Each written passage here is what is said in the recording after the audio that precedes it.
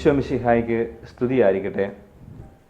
അനുതാപത്തിൻ്റെ ഒരു നുള്ള് ചാരം നെറ്റിത്തടത്തിൽ കുരിശടയാളമായി വരച്ച് നാം എല്ലാവരും 50 നോമ്പിൻ്റെ വിശുദ്ധമായ നാളുകളിലേക്ക് പ്രവേശിച്ചിരിക്കുകയാണ്. ഇന്നു മുതൽ നമ്മളെല്ലാവരും ഒത്തൊരുമിച്ച് ഒരു യാത്ര പുറപ്പെടുകയാണ്. ക്രിസ്തുനാഥൻ്റെ ഉദ്ധാനത്തിൻ്റെ വെളിച്ചത്തിലേക്കുള്ള ഒരു തീർത്ഥാടനം.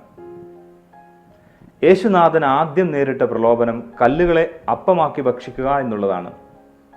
അപ്പം അത്ര മോശം കാര്യമല്ല, നമ്മുടെ ബേസിക് നീഡ്സിൽ ഒരെണ്ണമാണ്.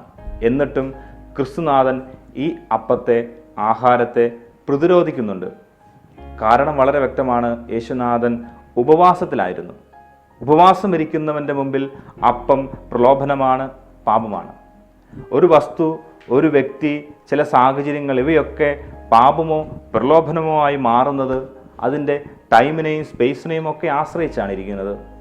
ആദ്യ മാതാപിതാക്കൾ ഫലം ഭക്ഷിച്ചപ്പോൾ അത് തിന്മയാകാൻ കാരണം തോട്ടത്തിൻ്റെ നടുവിൽ നിൽക്കുന്ന വൃക്ഷത്തിൻ്റെ ഫലം ഭക്ഷിച്ചത് കൊണ്ടാണ്.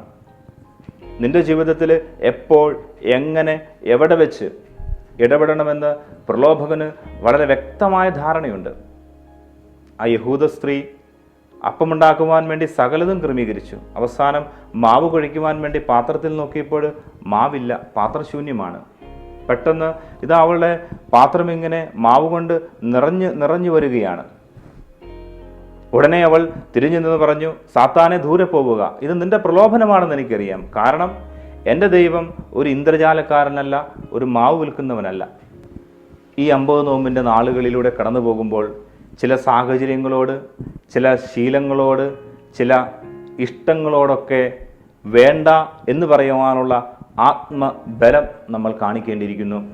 എനിക്ക് ആകാമാകുന്ന ചില സുഖങ്ങൾ, ചില സന്തോഷങ്ങൾ, ചില ഇഷ്ടങ്ങളൊക്കെ ഒരു നല്ല ഉദ്ദേശത്തിന് വേണ്ടിയിട്ട്, ഒരു വലിയ ലക്ഷ്യത്തിന് വേണ്ടിയിട്ട് വേണ്ട എന്ന് വെക്കുമ്പോൾ ഞാൻ അനുഭവിക്കുന്ന ഒരു ആത്മബലമുണ്ട്. എന്നെ ശ്രവിക്കുന്ന സഹോദര, സഹോദരി, ഇതുവരെയുള്ള ജീവിതത്തിൽ താങ്കൾ എന്തെങ്കിലും ഈ ആത്മബലം അനുഭവിച്ചിട്ടുണ്ടോ?